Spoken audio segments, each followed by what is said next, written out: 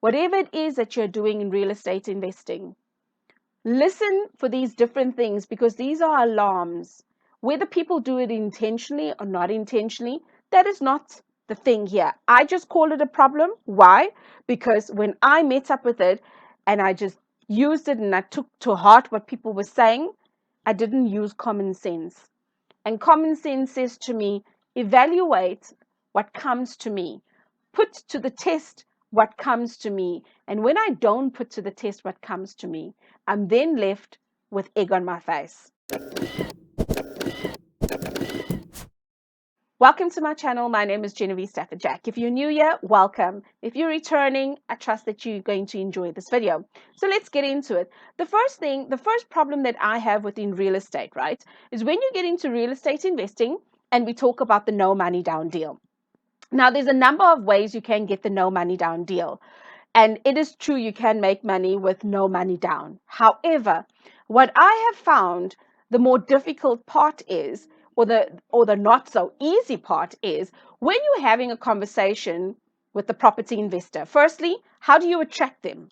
Secondly, when you are sitting down having this conversation with the property investor, if you don't know the due diligence, what's happening on the market and all of those things, you're not going to be able to close the deal. So when I see a lot of different adverts that are talking about the real estate investing with no money down, that sounds so sexy, I want to ask, yes, it is a simple process.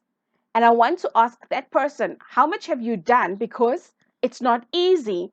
And if you understand that it's not easy, you will make it your life's mission to make the next person actually understand there is work that goes into this.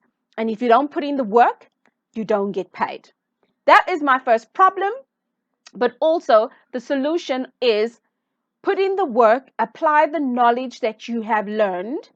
And when you get stuck, do something about it. Because if you are not moving and you're complaining that this real estate investing with no money is a myth, then somewhere along the line, the information that you have or the inaction is actually got you frustrated more than anything.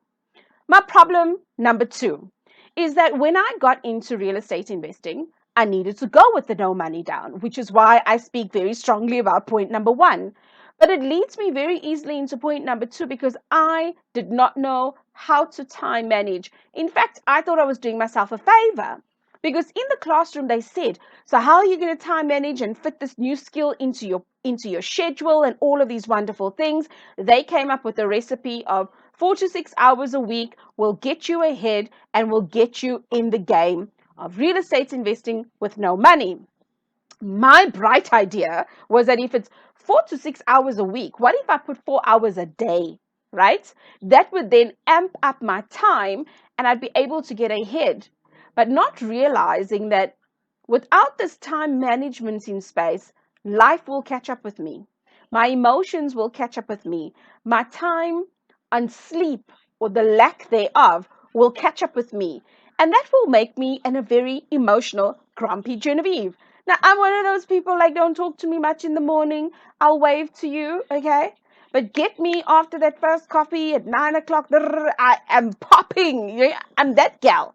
I can be loud like this until midnight tonight, not the morning. So now I found myself in a peculiar situation.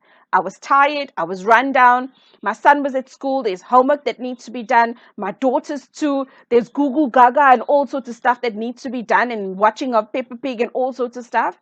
And here I am with my 8 to 5 job and then property investing as a side hustle. Why was I pushing 4 hours a day? I was so in my own space. I was so in my own head. And I was so emotional at the fact that we had lost so much money. So I needed to catch up on time. But there's some things you can't catch up with. You need to apply the things that you learn. And then you need to get that in motion. All right. And that could easily take 1 to 2 hours an evening. So I want to share with you that my problem in real estate with this point number 2 is that sometimes you will hear 4 to 6 hours or 1 to whatever hours per week, not realizing that is from an experienced point of view. Because when you're inexperienced, when you push those times, you pull yourself thin. But when you go in excess, like other kids, we won't mention who, then you are then putting yourself out there of, I'm tired, I'm all sorts of things, right? So that for me is my problem and my lesson or solution on how I would love that you treat yourself much better than I treated myself. If you enjoyed this video, I'd like to welcome you to hit the like button, hit the share button, especially the share button, so that we can share this information to more people that are interested in getting started in property. Problem number 3 that I have within real estate investing. Sometimes people get into real estate investing, they get so excited, yay, I struck this deal. Boom. Everything is happening. Within the first 6 months, they've blown the lights out. Look, I take my cap off to them. If I had the cap on today, right? I would take off the cap to them. I got no issues with that. My challenge comes in is when we only teach from our one hit wonder of, hey, things happened, the heavens shifted for us. Be true to people and share your experiences, even through that first deal, on how it actually came to fruition. I mean, my husband and I were in coaching, and it was a hot minute, probably 6 to 7 months before we actually got into the space of connecting with an investor and signing the deal. But because of the work that we put in that 6 to 7 months, the realization is that once we close our first deal, very like in a shorter space of time, from the August to the December, we closed 4, 5 more deals, one after the other, and it just felt like a tornado. But we also realized it was a lot of work, fighting, not seeing eye to eye, doing all sorts of wonderful things. And that's how we got into some space. But at what cost? It really, when I look back at things, I think to myself, when we get into a new education, a new discipline, maybe we should start asking the question of, how did it play on you emotionally? How did this happen for you? Because if we are in for the good things and the wonderful things and how we're going to make money, surely we should also understand the other side. And that for me is why I call it a problem, because oftentimes we are shown the shiny parts. We are not shown this other part, which really can wreak havoc on us. My fourth problem within real estate investing is when we're emotional, we start doing crazy things. Let me tell you a funny story. I tried to massage the numbers one mad day, right? The deal made sense. I eventually met with an investor. We went through some stuff. Fortunately, the investor that I met with was very good at their due diligence. So I usually give them that 24 to 48 hours for themselves to do due diligence, and not only to depend on my word, my view, and my perspective as a wholesaler, right? Here we are sitting having coffee. This is way before COVID. And we are having a conversation. And the investor said to me, there was something different about these numbers. When I looked at it, it just felt like there wasn't entirely you here. And he says, I don't know why I felt that way. I felt so guilty. Like I'm one of those people that wear my heart on my sleeve, right? Guilt was written here. I said, yo. I said the whole night I was tossing and turning, and I massaged the numbers to make it make sense. And it made sense because, in terms of renovation, and I now proceeded to explain with renovation costs how we could tweak it and how we could make the money from there, and blah, blah, blah, blah, blah, blah, blah, blah. And guess what? It was just a whole lot of stuff. It was stuff that I was saying. Yes, there's a measure of credibility in it. However, there was more emotion, lack of sleep, and wanting the deal to work so I could get a payday. So, yes, am I now confession time? Of course, it's confession time. What is this channel about? Let's just share lessons and let's just be real.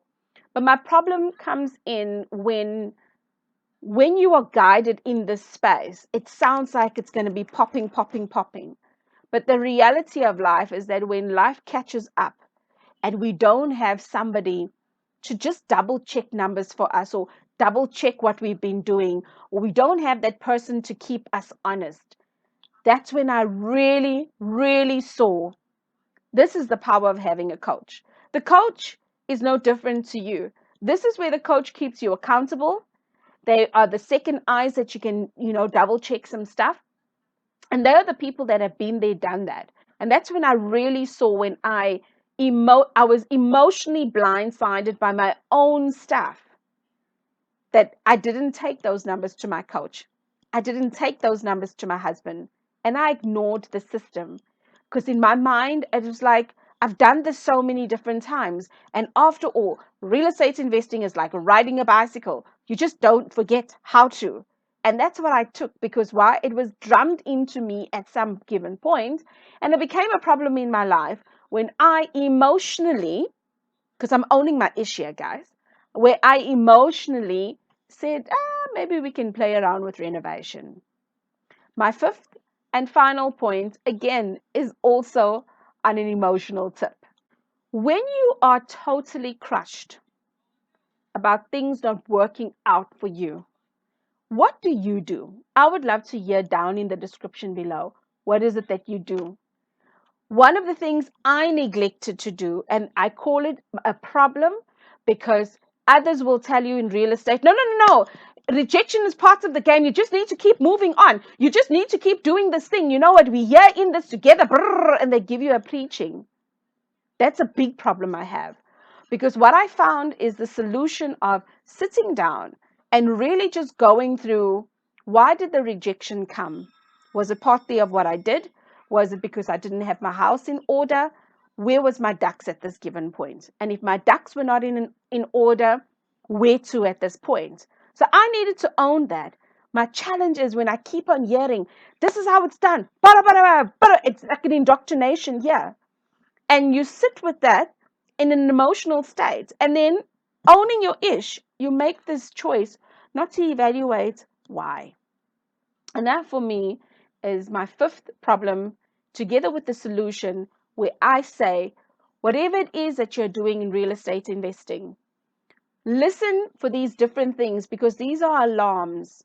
Whether people do it intentionally or not intentionally, that is not the thing here. I just call it a problem. Why? Because when I met up with it and I just used it and I took to heart what people were saying, I didn't use common sense. And common sense says to me, evaluate what comes to me, put to the test what comes to me. And when I don't put to the test what comes to me, I'm then left with egg on my face. If you enjoy this video, I'd like to welcome you to hit the like button, hit the share button, especially the share button, so that we can share this information to more people that are interested in getting started in property. And at the end of this video, I'm going to put up a playlist here where videos just like this video will be in this playlist, and you can go in there and start seeing the different topics that you are interested in, learn some of those lessons, take some of those things that you can apply, run with it. And I look forward to seeing you in this playlist and on the 28th of March.